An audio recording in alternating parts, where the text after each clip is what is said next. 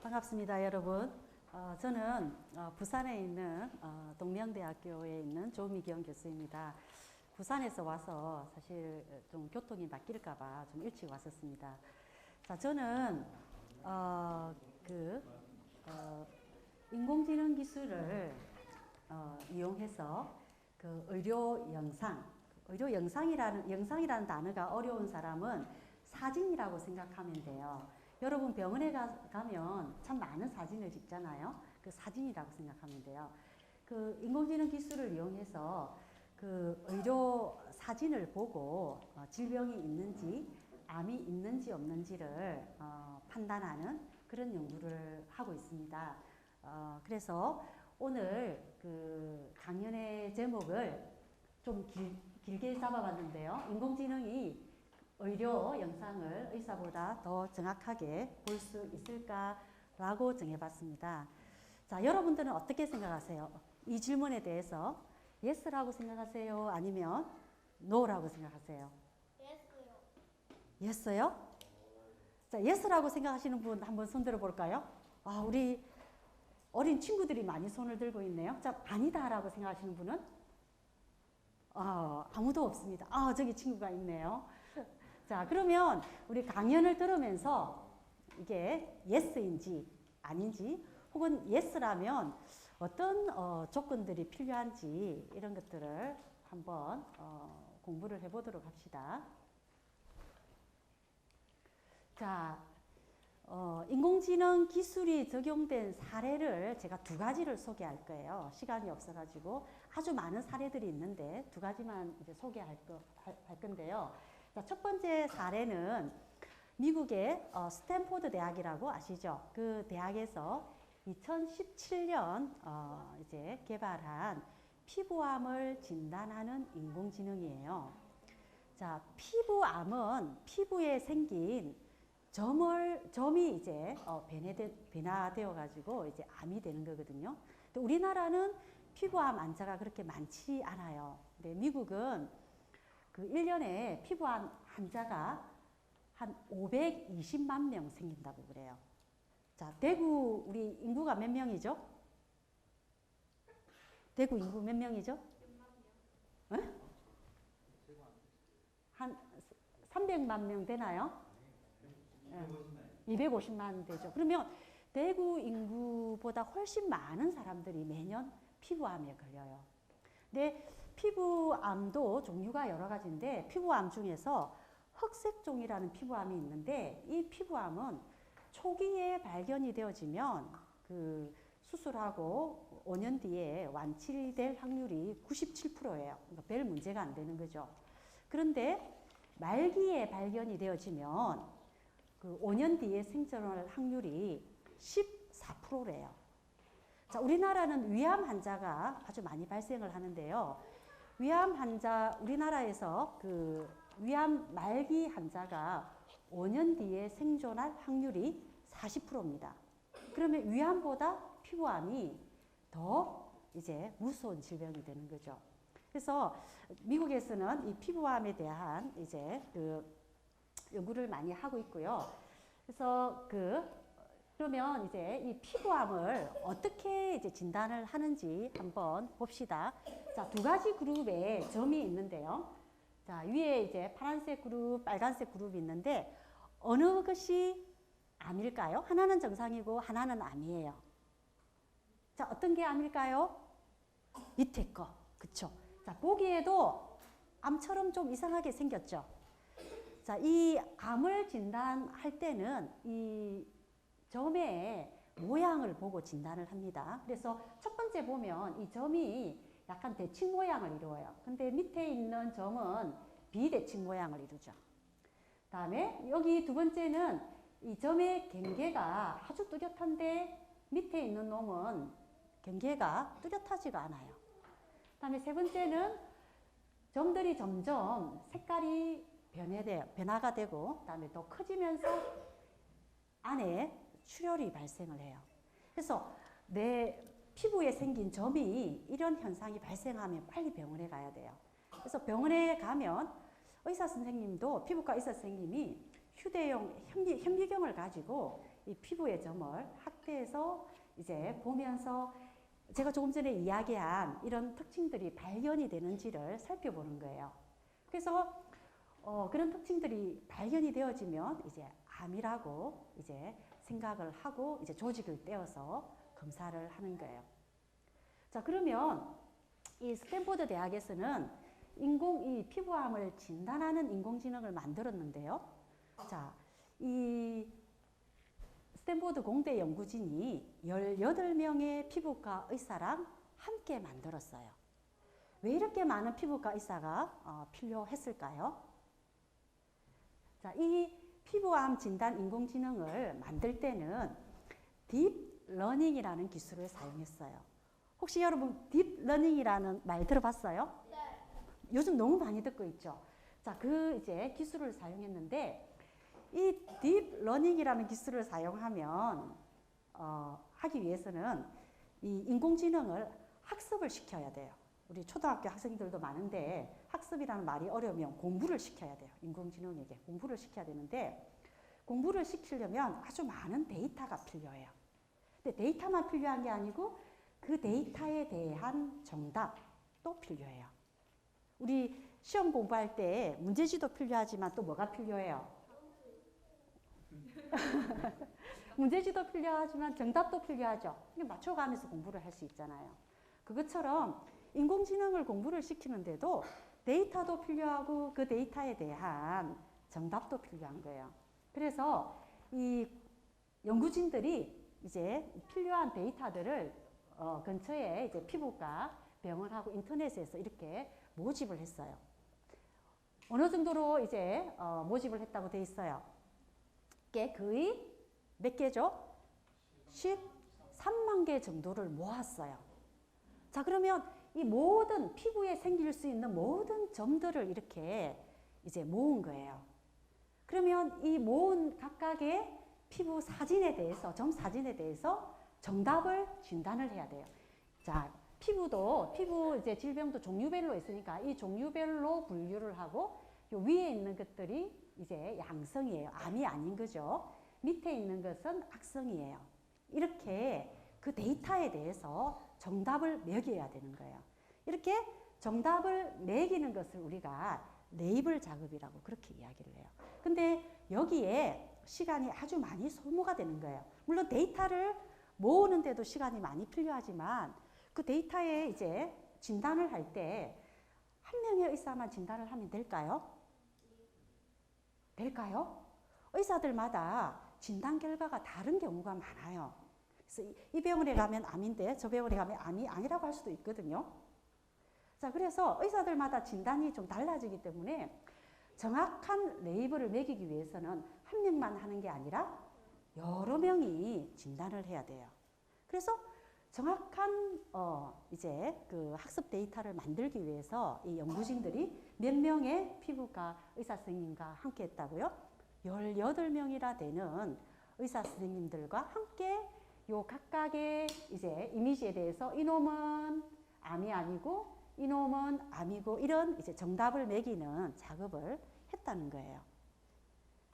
자, 그래서 이렇게 학습 데이터를 만들어서 이제 인공지능에게 학습을 시켜야 되는데 학습을 시키는 방법은 나중에 설명을 해줄게요. 어떻게 학습을 시키는지 일단 만들었어요. 자, 만들고 난 다음에 이제 이 인공지능이 어느 정도 정확한지 이제 진단을 했어요. 이제 진단을 할 때는 21명의 이제 피부과 의사 선생님이 참여를 했어요. 자, 어떻게 진단을 했냐면요. 그 학습을 할 때 사용하지 않은 이제 이미지 135개를 이 피부과 이제 의사 선생님에게도 주고 인공지능에게도 주고 이것을 진단을 해봐라 이렇게 한 거예요. 자, 여기에 나오는 그래프가 그 결과인데요. 이게 ROC 커브라는 거예요. 여기 파란 ROC 커브는 오른쪽 위로 올라갈수록 정확한 거예요. 근데 파란색이 인공지능이에요. 다음에 이 빨간색이 21명의 의사 선생님의 진단 결과예요. 어때요? 누가 더 정확하죠? 인공지능이 훨씬 정확하죠. 여기 보면 여기 초록색 보이죠? 이게 의사들의 평균이에요. 의사들의 평균보다 훨씬 차이가 많이 나죠. 그래서 이 뒤에 있는 이 데이터도 마찬가지예요. 여러 가지 종류의 실험을 했는데 모두 인공지능이 피부과 의사 선생님들보다 더 정확한 결과를 준 거예요.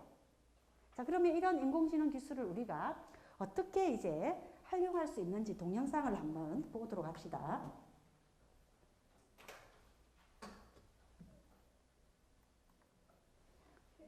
자, 여기에 휴대폰에 지금 뭘 장치를 끼우고 있죠. 저게 현미경이에요. 그래서 휴대폰에 장치를 끼우고 여기 이제 피부에 있는 점을 사진을 찍으면 마치 병원에 가서 현미경으로 찍는 것처럼 아주 정확한 사진을 찍을 수가 있는 거예요. 미국에서는 피부암이 워낙 이제 문제가 되어서 저런 장치를 이제 판다고 그래요. 한 100불 정도니까 우리나라 돈으로 한 112만 원 정도 이렇게 이제 판매를 하는 거죠. 이렇게 이제 사진을 찍어서 자, 그래서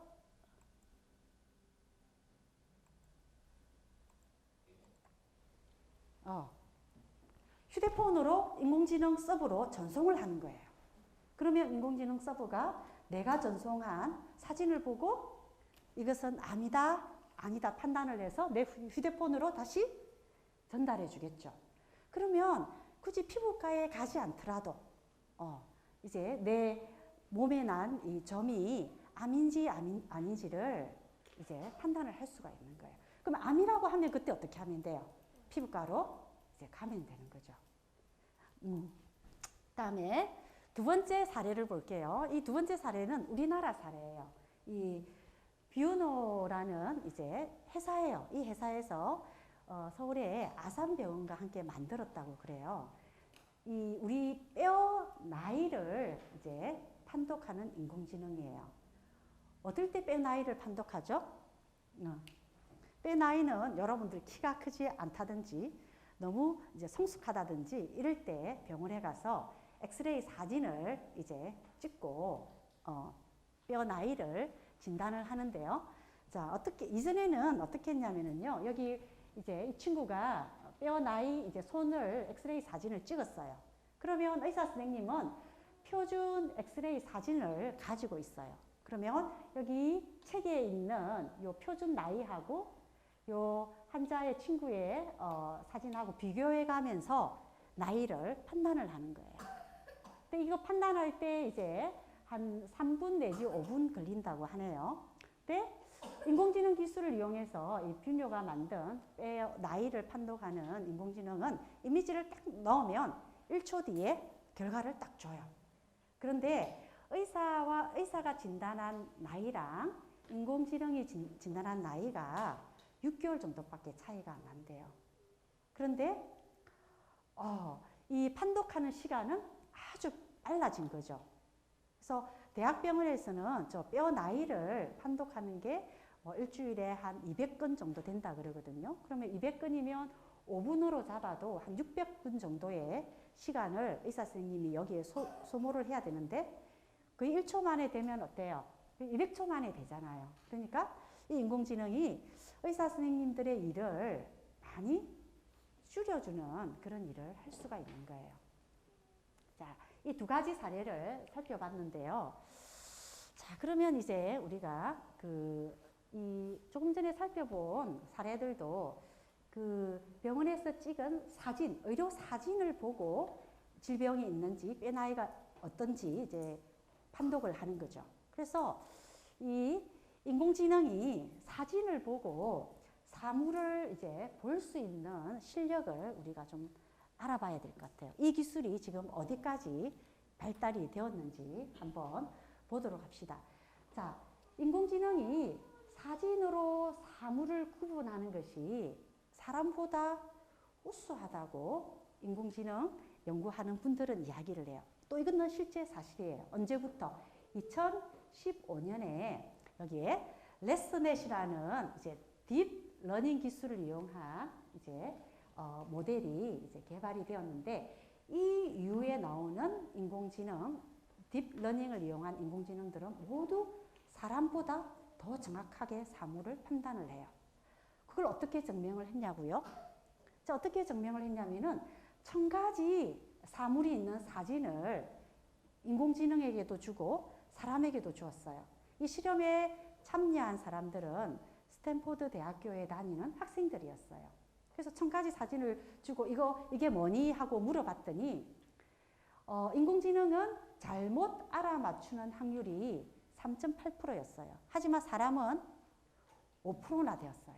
그러니까 사람이 더 이제 잘못 판단하는 이제 확률이 더 높았다는 거죠. 자, 그리고 이제 구글과 페이스북 이런 회사들 여러분 다 아시죠?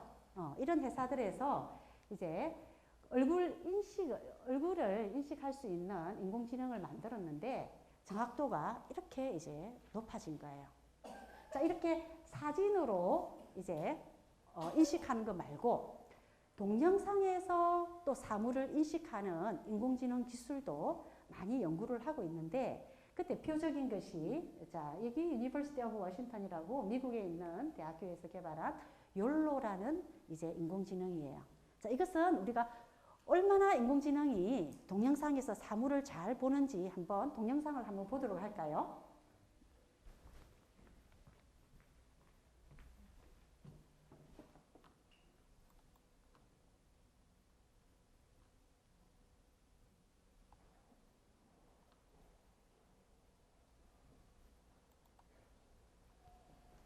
자, 여기 이제 동영상이 나올 겁니다. 자, 여기 동영상이 나오고, 자, 이 인공지능이 여기에 이제 사물을 발견을 하고 그 사물이 무엇인지 이렇게 보여주죠. 자, 여기 끝에는 소파, 여기 사람, 트럭이라고 되어 있네요. 트럭, 모터사이클, 보이나요? 다 영어로 이제 되어 있지만 이 동영상들을 보고 트럭이죠. 자, 이거는 홀스, 다음에 펄슨, 다음에 여기 독이 있었고요. 아주 빨리 움직이는 동영상에서 물체들을 인식을 하고 그 물체가 무엇인지를 알려주는 거예요. 이제 이거 동영상을 끝까지 보면 한두 개 오류가 있는 것도 있어요. 그러나 거의 정확하게 이제 이 동영상을 보고 인공지능이 저게 뭐다라고 이제 이야기를 해주는 거예요. 자, 여기 이제 사람도 나오고 개도 나오고 그렇죠. 자, 인공지능 기술이 어떤 것 같아요? 사람과 뭐 같지는 않지만 거의 좀 사람처럼 배워가는 것 같죠? 몇 년 전에는 이걸 상상을 할 수가 없었는데 최근 들어 이 인공지능 기술이 어마어마하게 발전을 하고 있어요. 앞으로는 이런 발전의 속도가 더 빨라질 것이라고 이야기를 하고 있어요. 자, 그러면 이 인공지능이 이제 요즘 하던데 인공지능에 대한 이야기가 언제부터 시작이 되었는지를 한번 봅시다. 자, 인공지능을 처음 이야기한 사람은 이분이에요. 앨런 툴링이라는 이분인데, 자, 이분은 이제 그 컴퓨터 이론을 정립하신 분이고요. 세계 2차 대전 때 그 콜로세움이라는 컴퓨터를 만들어 가지고 독일군에 암호를 해독을 했어요. 이 친구가 아주 잘 알고 있어요. 그래서 아주 큰 공적을 이제 2차 대전이 이제 종료되는데 아주 큰 공을 세우신 분이고요. 그래서 요게 영국의 화폐예요. 영국의 화폐에 얼굴이 있어요. 그만큼 이제 큰 이제 업적을 남기신 분이죠. 자, 이분은 또 여기 한입 베어먹은 사과로도 유명해요. 자, 이 한입 베어먹는 사과의 로고가 뭐예요? 애플이죠, 애플. 자, 이 한입 베어먹은 사과는 이분이 이 사과에 독약을 주입하고는 사과를 베어먹고 죽었어요. 그래서 이제 이런 로고로도 유명을 하고요. 자, 그런 이분이 1950년에 지금으로부터 약 한 60년 전이죠. 그 컴퓨터 기계와 지능이라는 논문을 썼는데요. 이 논문에서 생각하는 기계로서의 컴퓨터가 지능을 가지는 것에 대해서 이야기를 했어요. 그리고 이분이 만약에 컴퓨터가 지능을 가진다면 그것을 우리가 어떻게 알 수 있지? 컴퓨터가 지능을 가졌다는 것을?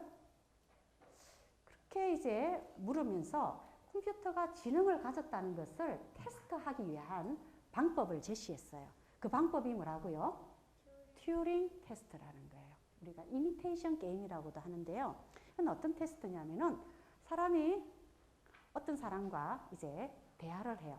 근데 그 어떤 사람은 컴퓨터예요. 근데 대화하는 사람은 그게 컴퓨터인지 몰라요. 근데 대화를 하는데 너무 자연스럽게 대화를 잘해서 이 사람이 상대방이 컴퓨터인지 아닌지를 전혀 의식하지 못하는 상태. 그렇게 되면 그 컴퓨터가 지능이 있다라고 이야기를 했어요. 근데 요즘은 인공지능의 그 정의를 그렇게 이야기하진 않아요. 요즘은 인공지능을 이제 이렇게 세 종류로 나누어서 이야기를 해요. 첫 번째 약한 인공지능인데요. 이것은 자의식이 없어요. 스스로 의식이 없다는 거죠. 하지만 특정한 분야에서 인간과 유사한 지능을 가진 인공지능이에요. 요즘 이제 유명한 뭐 알파고라든지 뭐 암을 진단하는 왓슨이라든지 그다음에 우리가 조금 전에 살펴봤던 피부암을 진단하는 거, 얼굴 인식하는 거, 동영상에서 사물을 인식하는 이런 것들은 모두 다 이제 약한 인공지능이라고 그렇게 이야기를 해요. 자, 두 번째 강한 인공지능이라는 게 있는데요. 이 강한 인공지능은 인간과 유사한 지능을 가지면서 자의식이 있어요. 스스로의 생각이 있어서 자신이 판단을 하고 yes, no 이렇게 판단을 할 수 있는 인공지능을 우리가 강한 인공지능이라고 해요. 자, 영화에 나오는 이제 뭐 이 터미네이터에 나오는 주인공이나 자, 이건 어디에 나오죠? 이거 어디 나와요? 인터스텔라에 나오는 다스라는 인공지능이에요. 그다음에 AI라는 인공지능이죠. 자, 이런 것들이 이제 강한 인공지능에 해당이 되고요. 자, 이 인공지능 전문가들은 어떤 분들은 이 스스로 생각할 수 있는 인공지능이 한 2030년쯤에 나오지 않을까 이렇게 예견을 해요. 정말 나올까요? 네. 오, 자, 저는 아직 잘 모르겠어요. 다음에 이제 강한 초인공지능이라고 있는데요. 이것은 이제 인간보다 훨씬 뛰어난 지능을 가진 인공지능을 우리가 초인공지능이다 이렇게 이야기를 해요. 여기 자, 이 울트라 같은 인공지능이겠죠. 자, 그러면 이제 조금 이제 어려운 내용으로 조금 들어가야 되겠는데요. 그럼 이런 인공지능을 어떻게 만드는지, 인공지능을 만드는 기술에 대해서 저기 이제 앉은 친구들에게 조금 어려운 내용일 수도 있지만 한번 강연을 해볼게요. 자, 인공지능을 만드는 이제 기술은 정말 많이 개발이 되고 사용이 되었어요. 그 중에서 여기 대표적인 것만 제가 그려 넣었어요. 1980년에 머신러닝이라는 기술이 이제 나왔어요. 자, 이 머신은 기계예요. 컴퓨터라는 말이죠. 러닝은 뜻이 뭐예요? 여기 학습이죠. 그래서 기계학습이에요. 기계에게 데이터를 아주 많이 주어서 학습을 시키는 거예요. 자, 이 방법은 나중에 다시 설명을 할게요. 자, 이 머신러닝이라는 기술이 이제 사용이 되어졌는데, 우리 피부암 진단이나 그 얼굴 인식이나 이런 것에 사용되어진 그 인공지능 기술은 모두 딥러닝이라고 그랬죠. 그러면 딥러닝은 이 인공지능 기술의 하나예요. 그런데 그러면 이 머신러닝과 딥러닝 기술은 어떻게 다른가? 그것은 학습을 시키는 방법이 달라진 거예요. 학습을 시키는 방법이 여기에 있는 인공신경망이라는 것을 사용을 한 거예요. 자, 그러면 이런 내용들을 한번 살펴보도록 합시다. 자, 머신러닝이 뭔지를 어떻게 동작하는지를 알려면 일반 프로그램과의 차이를 알면 돼요. 그래서 제가 일반 프로그램을 여기 이제 그림으로 한번 그려봤는데요. 일반 프로그램, 우리가 사용하고 있는 프로그램은 프로그래머가 규칙을 생각하고 프로그램을 짜야 돼요. 그러니까 예를 들어서 이 두 수 중에서 큰 수를 구해라.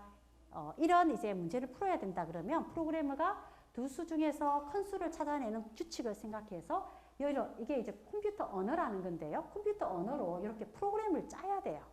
그리고 이 짠 프로그램을 실행을 시키면 이런 이제 큰 값에 대한 이제 대답을 얻을 수가 있어요. 자, 그런데 문제는 풀어야 되는데 규칙이 없는 문제가 있을 수 있어요. 규칙이 없는 문제. 그다음에 규칙은 있는데 그걸 프로그램으로 표현하기 힘든 문제가 있어요. 피부암 진단을 할 때 두 번째 조건이 그 점의 경계가 또렷한지 또렷하지 않는지에 따라서 암이다 아니다 이렇게 나누었죠. 그러면 프로그램으로 이 점의 경계가 또렷하다 이것을 어떻게 표현할까요? 표현하기가 힘들어요. 이 점의 경계가 또렷하다 또렷하지 않다 우리는 눈으로 보면 알 수 있는데 그걸 컴퓨터에게 표현하기는 쉽지 않은 거예요. 그래서 이런 문제들을 풀기 위해서 우리가 뭘 사용을 한다? 머신 러닝이라는 걸 사용하는데요. 머신 러닝을 어떻게 사용하냐면요. 이 머신 러닝은 컴퓨터가 데이터로부터 스스로 규칙을 찾도록 학습을 시킨다 그랬어요. 그리고 질문에 답을 하도록 하는 기술이다 그랬어요. 자, 그림으로 한번 볼게요. 자, 이게 이제 이 머신러닝 기술을 사용하려면 일단 컴퓨터에 뭐가 있어야 되냐면은 머신러닝 모델이라는 게 있어야 돼요. 그럼 머신러닝 모델이라는 게 뭐냐? 이것을 설명하기는 너무 어려워서 여러분들은 그냥 이 모델은 수학 공식이나 함수로 만들어진 프로그램이라고 생각하면 돼요. 이 머신러닝 프로그램은 아주 많이 개발이 되어서 배포가 되어 있어요. 그래서 여러분들이 공부를 하면, 이 머신러닝 공부를 하면 이런 이제 머신러닝 모델을 가져와서 사용할 수가 있어요. 자, 그러면 컴퓨터에 이 머신러닝 모델을 두고 이제 아주 많은 데이터를 준비합니다. 그 데이터를 우리가 학습 데이터라고 하는데요. 학습 데이터는 이제 데이터와 정답으로 구성이 되어 있어요. 그러면 예를 들어서 이런 데이터가 준비가 되어 있다고 합시다. 앞에 있는 게 데이터고 뒤에 있는 게 정답이에요. 1과 2에 대해서 2라는 정답을 줬어요. 그러면 데이터에 대해서 정답을 찾기 위한 규칙은 뭘까요? 자, 저기까지는 뭐 짝수라고 생각할 수도 있겠어요. 두 번째 데이터를 볼까요? 3과 4, 이제 4예요. 이것도 짝수네요. 근데 밑에 세 번째 데이터를 보면 20과 10이에요. 근데 이건 두 개 다 짝수이니까 규칙이 달라져야 되겠죠. 그러면 뭐 두 번째 있는 데이터가 정답인가? 근데 네 번째 데이터를 보니까 어때요? 짝수도 아니고 정답이 뭐가 돼요? 첫 번째 데이터죠. 자, 그래서 그 밑에 있는 5, 6을 보니까 6이 되고 6, 7의 데이터에 대해서는 7이 되고 이런 데이터를 아주 많이 보니까 이제 여러분들도 규칙을 알겠죠. 정답에 대한 규칙이 뭐예요? 더 큰 수가 되는 거예요. 그러면 이런 데이터를 아주 많이 이 머신 러닝 모델에 주면 뭐가 생성이 되냐면은 학습된 모델이 만들어져요.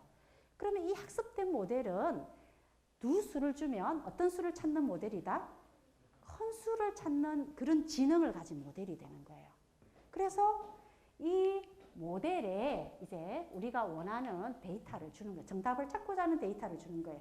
200과 300을 주면 이제 뭘 준다고요? 333을 주는 거예요. 이것이 머신러닝이 동작하는 방법이에요. 머신러닝은 프로그래머가 사람이 규칙을 발견하거나 프로그램을 직접 짜지는 않아요. 데이터를 많이 주면 그 데이터에서 정답에 이르는 규칙을 스스로 발견을 해서 정답을 주는 거예요.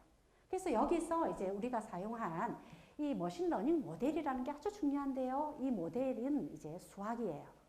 그래서 인공지능을 잘하려면 우리나라가 인공지능 대국이 되려면 수학자가 많아야 된다 이런 말을 하는 거예요. 물론 모델을 만들려면 컴퓨터 공학자도 필요해요.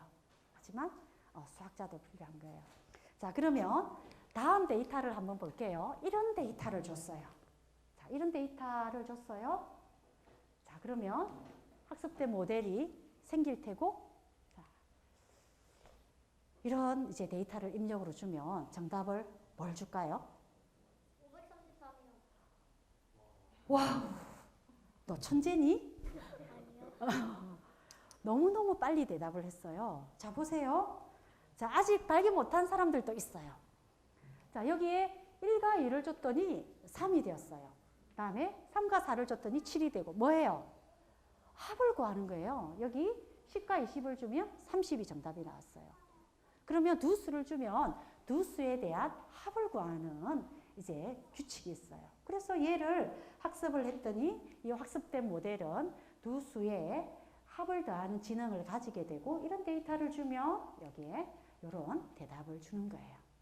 자, 이것이 머신러닝이에요. 자, 그러면 우리가 알아야 되는 것은 딥러닝이잖아요.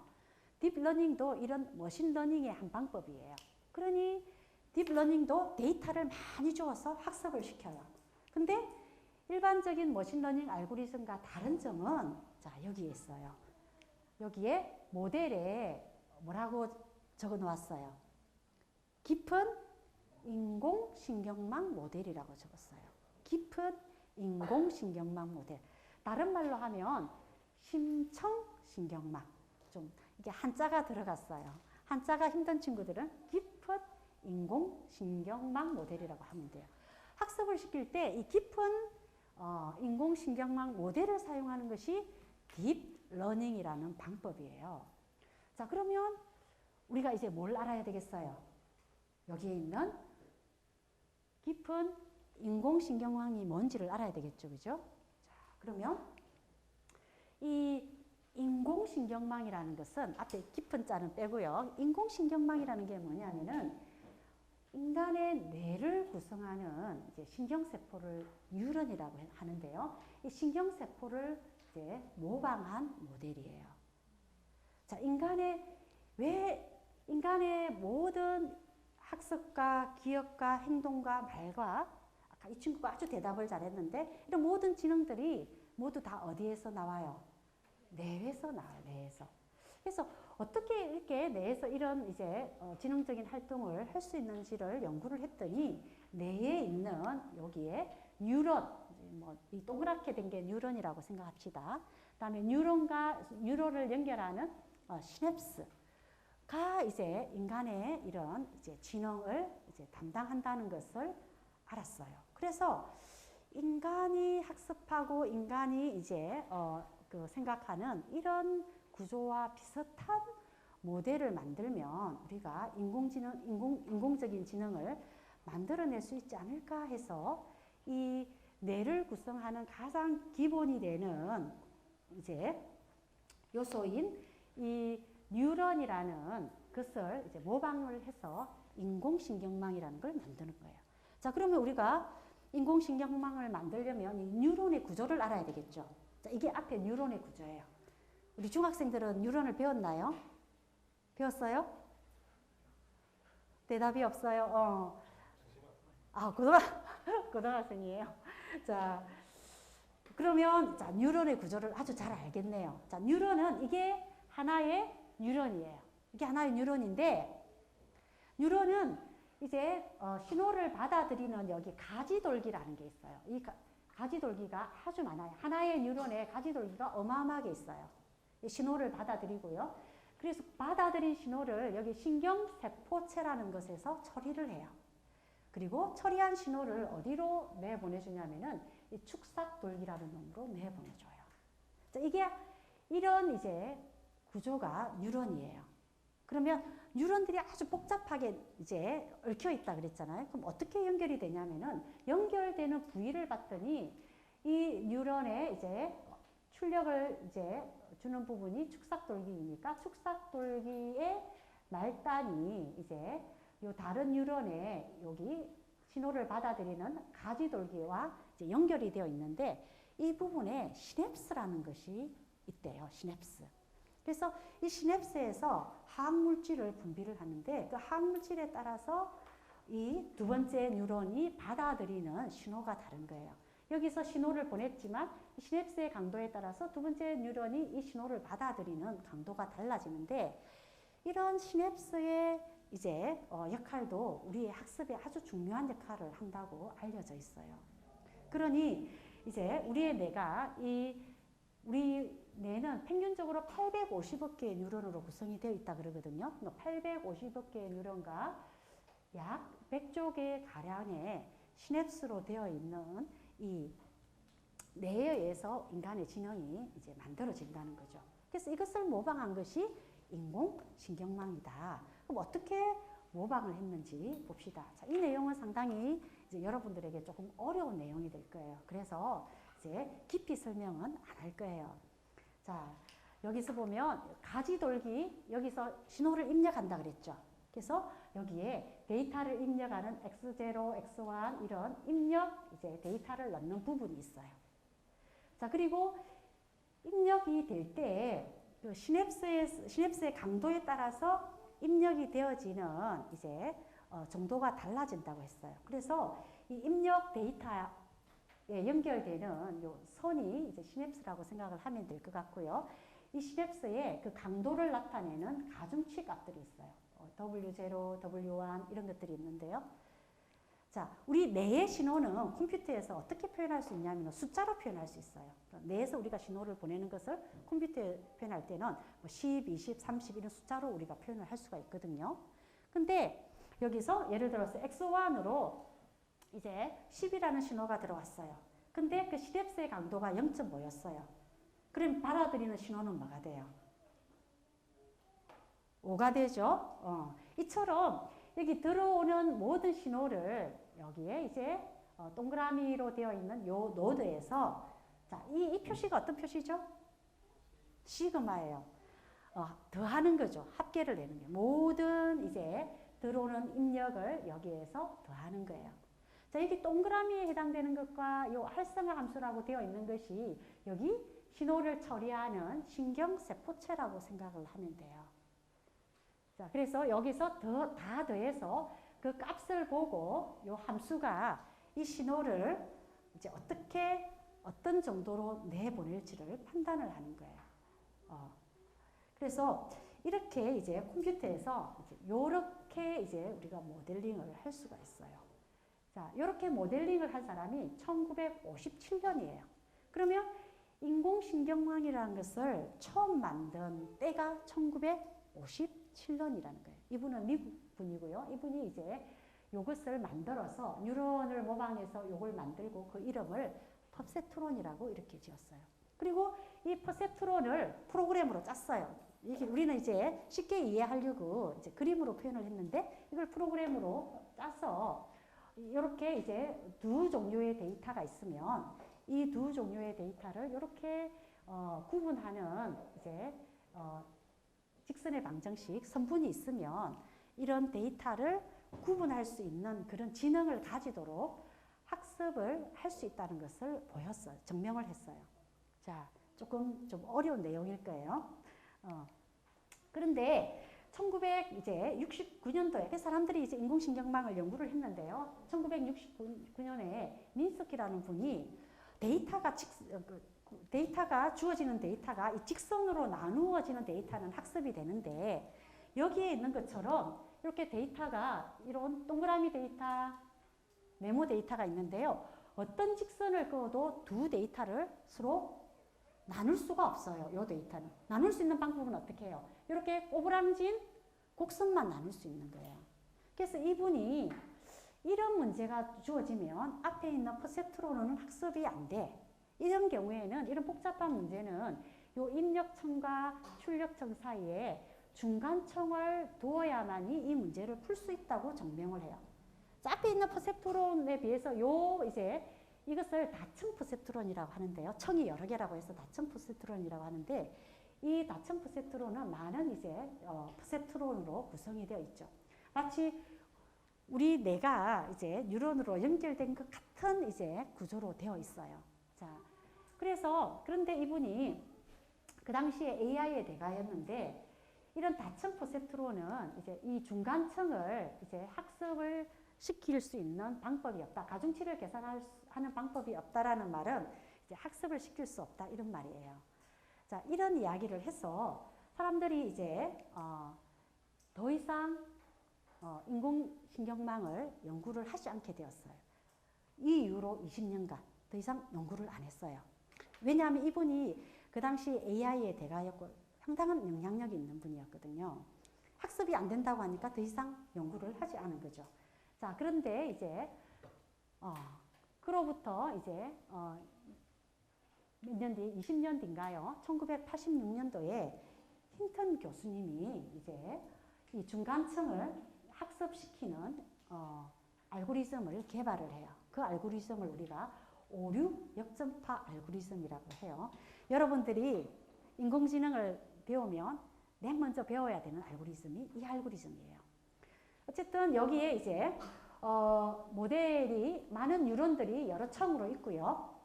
뉴런이라고 하면 안 되고 퍼셉트론이라 해야 되겠네요. 퍼셉트론이 이제 여러 층으로 있고 이제 시냅스로 연결이 되어 있는데 짙은 색깔로 되어 있다는 것은 요거 학습이 가능하다는 이야기예요. 자, 이렇게 이제 그래서 이제 사람들이 1980년 중반부터 또다시 인공신경망을 연구를 하기 시작했어요. 그런데 조금 후에 1990년 초반에 조금 복잡한 문제를 풀기 위해서는 요거 이제 인공신경망을 구성하는 층이 아주 여러 개로 깊어져야 된다. 복잡한 문제를 풀려면 깊어져야 되는데 이렇게 깊어지면 자 여기는 진하지만 여기는 어때요? 상당히 이제 연하게 되어 있죠? 이거는 뭐냐면은 학습이 안 된다는 거예요. 뒷부분은 학습이 되는데 앞부분은 학습이 안 되는 문제를 발견했어요. 그래서 이때부터 또 이제 사람들이 인공신경망을 연구를 하지 않습니다. 그런데 이 힌턴이라는 교수님은 그래도 꾸준히 인공신경망을 연구를 했어요. 그래서 이분이 미국 분인데 연구를 하려면 연구비가 있어야 되는데 미국에서는 연구비를 안 줘서 이분이 학생들을 데리고 캐나다로 가서 캐나다에서 연구비를 주는 데가 있었거든요. 그래서 캐나다에 가서 이제 연구를 하게 되고 그 연구 결과 이제 이 청이 많더라도 이 전체를 모두 학습시킬 수 있는 방법을 발견을 했어요. 그리고 이름을 이제 인공신경망이라고 하지 않고 이름을 딥러닝이라고 바꾸었어요. 사람들의 관심을 끌기 위해서 이렇게 한 거죠. 그런데 이렇게 이제 논문을 썼는데도 사람들이 관심을 안 가졌어요. 왜냐하면 그동안 인공신경망이 많이 실망을 시켰거든요. 근데 이것이 어떻게 이렇게 오늘날 이제 화두가 됐냐면은 이 1912년에 그 힌턴 교수님의 제자 알렉스라는 친구가 있는데 박사과정 학생이 이 딥러닝 알고리즘으로 알렉스넷이라는 인공지능을 만들어 가지고 여기 인공지능 이미지 인식대에 나가요. 인공지능 인식대에는 어떤 거냐면은 1000가지 종류의 사진을 주고 그걸 알아맞추는 그런 대회였어요. 근데 이 대회가 1910년도부터 이제 있었는데 오류율이 오류율보다는 정확도가 여기 정확도가 있네요. 정확도가 80%가 안 됐어요. 그래서 사람들은 그때 어떻게 생각했냐면은 인공지능을 우리가 아무리 잘 개발하더라도 이 정확도가 80% 이상인 인공지능을 만들기 힘들 것이다 라고 이야기를 했는데 이 알렉스넷이 정확도가 84%가 된 거예요. 그래서 사람들이 이때 너무너무 놀라게 된 거예요. 아, 이렇게 인식률이 좋은 이제 딥러닝이 있구나. 이렇게 해서 이제 이때부터 사람들이 딥러닝에 대해서 연구를 하게 된 거예요. 그러면 지금 나오는 모든 이제 대부분의 모든 기술이 거의 딥러닝 기술이에요. 언제부터 연구가 되었다고요? 2012년부터 연구되었다고 생각을 하면 돼요. 자, 그래서 이제 그러면 딥러닝 종류를 한번 이제 살펴보도록 합시다. 자, 딥러닝 종류가 여러 가지가 있지만 이제 대표적인 것이 이런 것들이 있어요. 컨볼루션 신경망이라고 CNN이라고 하는데 이 신경망은 사람으로 비교하자면 눈과 같은 기능을 하는 거예요. 보고 인식을 하는 기능이에요. 그래서 앞에서 우리가 피부암을 진단한다든지 사람을 인식한다든지 하는 모든 인공지능은 딥러닝은 이 CNN 기술을 사용을 했어요. 자, 그 다음에 이제 RNN이라는 게 있는데요. 죄송합니다. 자, RNN은 우리 음성을 인식을 하고 또 음성을 합성하는 말을 만들어내는데 사용하는 인공지능이에요. 자, 이것은 우리가 좀 지루하기도 하니까 동영상을 잠깐 볼까요? 자, 이 기술이 어디까지 나왔는지 이제 동영상을 보면 자, 여러분, 자, 소피아라는 로봇 들어본 적 있어요?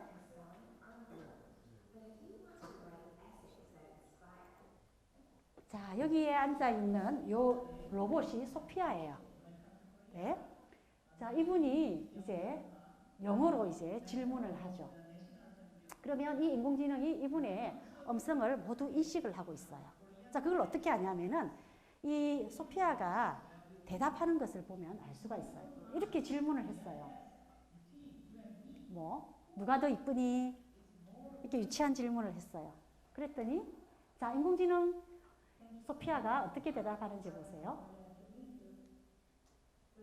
자, 말을 만들어내죠. 이것이 음성 합성이에요. 마치 사람이 말하는 것처럼 이야기를 하죠. 자, 이렇게 이제 아주 정확한 질문에 대한 답을 하고 있습니다. 한복에 대해서도 이야기를 하고요. 질문에 대해서 대답을 하는 것을 볼 수 있죠. 그래서 이런 이제 음성 인식과 합성에 사용되는 기술이 RNN 기술이라고 생각을 하면 돼요.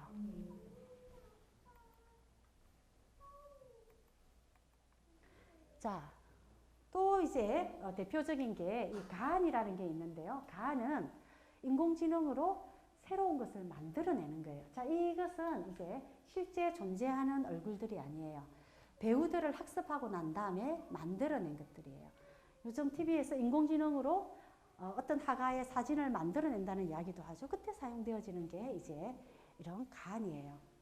자, 이런 인공지능이 어떻게 만들어지는 것은 이제 여러분들이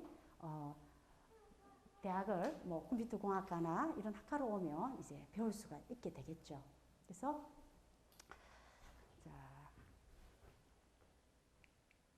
자 그러면 우리가 인식을 위해서는 이 이제 CNN이라는 모델을 사용한다 그랬는데요. 자 어떻게 인식을 하는지 한번 봅시다. 자 컴퓨터에 딥러닝 이제 CNN 모델이 있어요.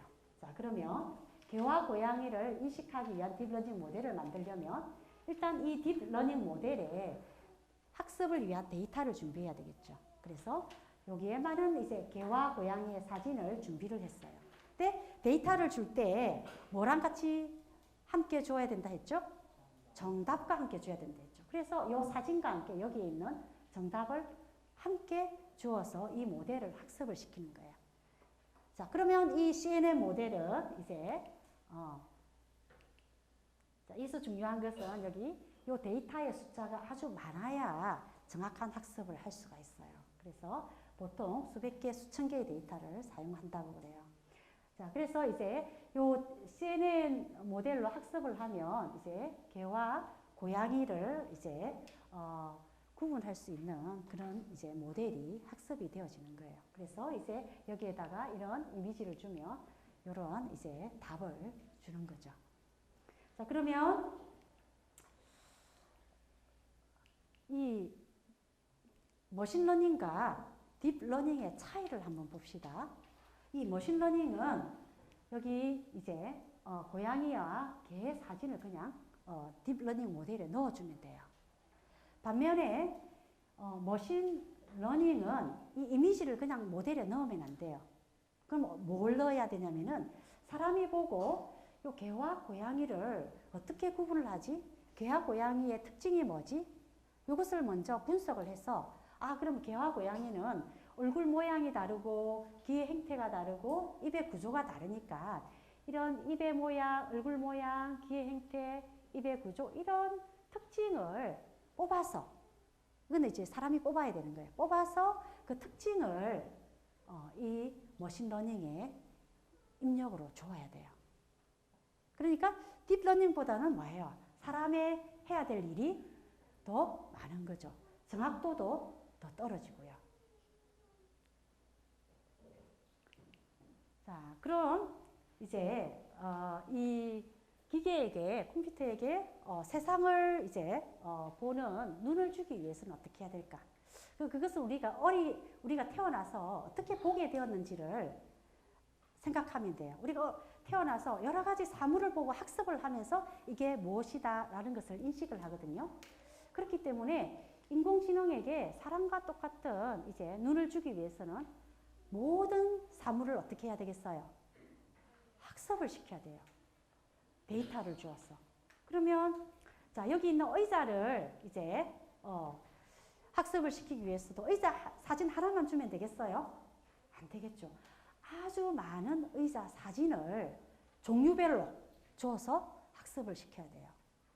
그러면 이 딥러닝에서 가장 어려운 문제 중에 하나가 요 인공지능을 학습시키는 이 데이터를 확보하는 거예요.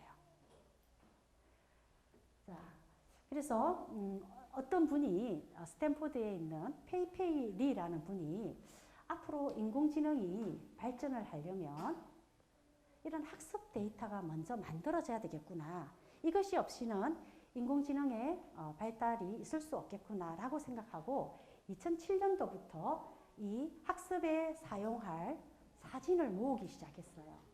그 이제 사진이 여기 이미지넷이라는 데이터 집합인데요.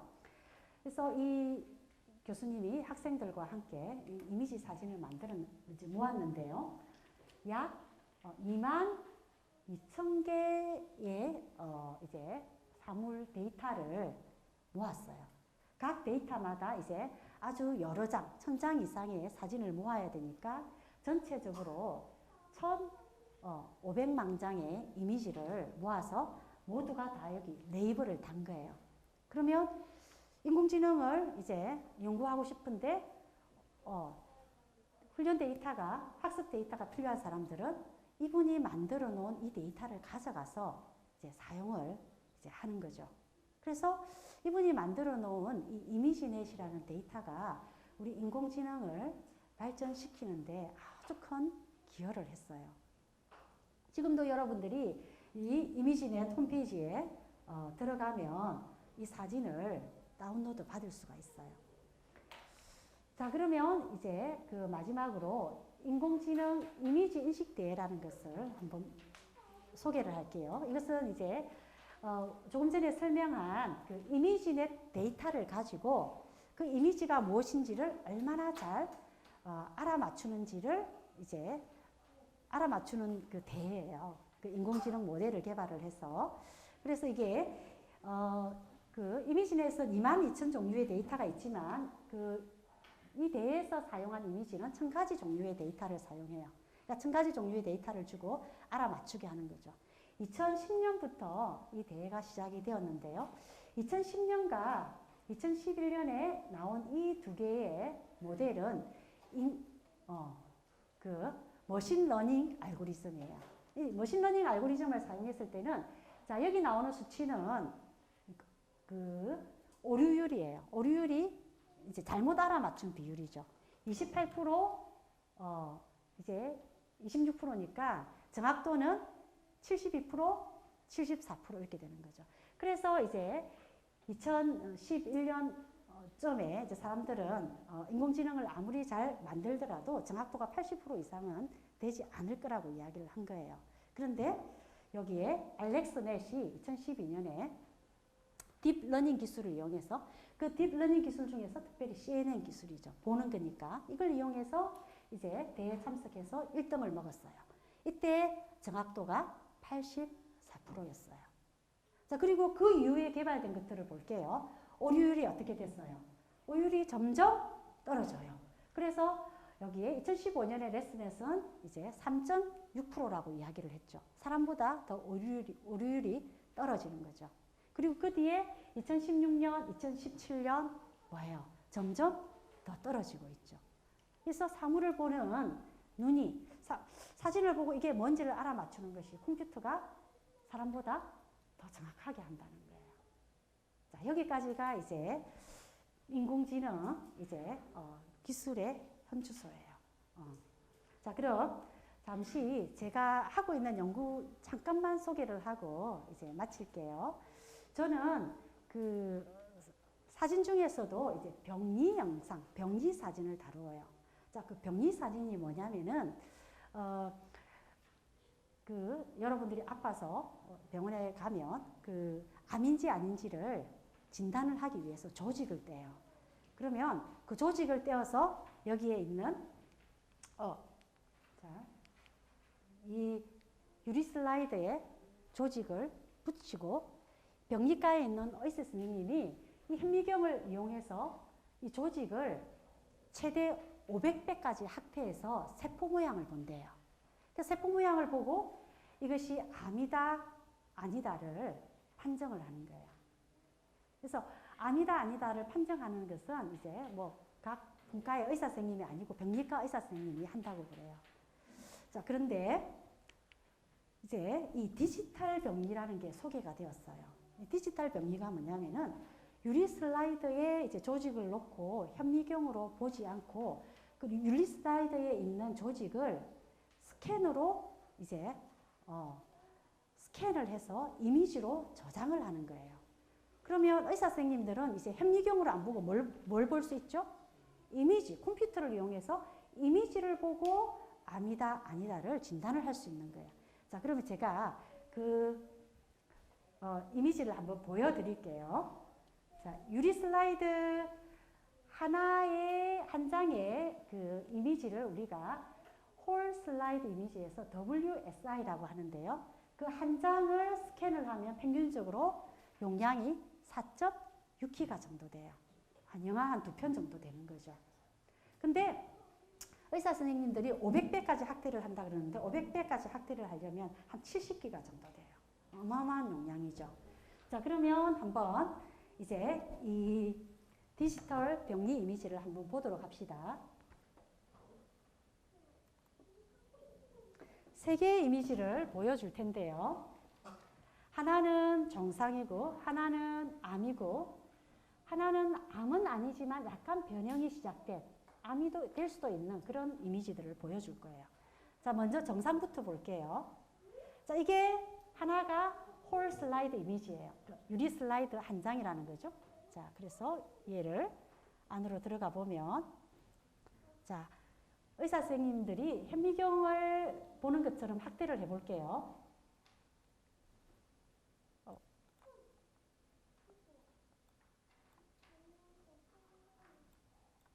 자, 이제 세포가 보일 거예요. 자, 어때요? 이게 4배 확대한 사진이에요. 이게 정상인데 정상들은 이제 이 조직들이 동글동글하고 이뻐요. 패턴이 있어요. 조금 더 확대해 볼까요? 자, 이렇게 이제 확대해 가면서 여기 있는 까맣게 보이는 게 핵인데요. 이런 것들을 보면서 이제 판단을 하는 거예요. 이게 정상이에요. 자, 그러면 암을 한번 볼까요? 암 보기 전에 투블러 아데노마라고 정상은 아니지만 약간 변형되어 가는 걸 한번 볼게요.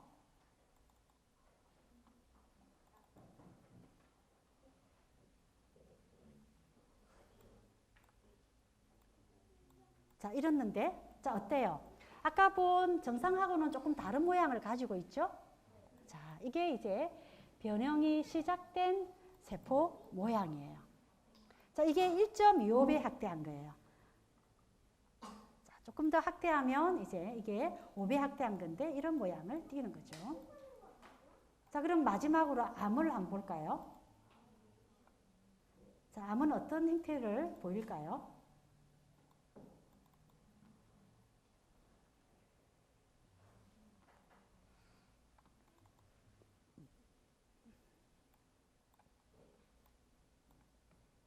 자, 암은 어때요? 자, 이렇게 보여요. 제일 보기가 흉하죠. 좀 이상하게 생겼죠.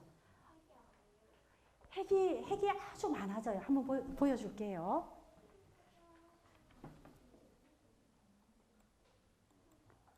이게 모두가 다 핵이에요. 정상은 핵이 조직 가장자리에만 있지만 암은 핵이 정식하는 거잖아요. 그래서 여기에 보면 다 이렇게 정식으로 해서 핵이 아주 많아요. 자, 이게 5배 확대한 거고 점점 더 확대하면 이제 안에 전부 이제 핵이 정식되어 있는 것을 볼 수가 있어요. 이게 암이에요. 자, 그러면 이제 이 디지털 이제 병리가 도입이 되면서 이제는 의사 선생님들이 현미경으로 안 보고 이미지로 저장이 되어 있으니까 이미지를 보는 눈은 사람보다 인공지능이 더 정확할 수 있는 가능성이 있잖아요. 더 정확하잖아요. 그러니까 이제 디지털 병리를 이제 인공지능을 이용해서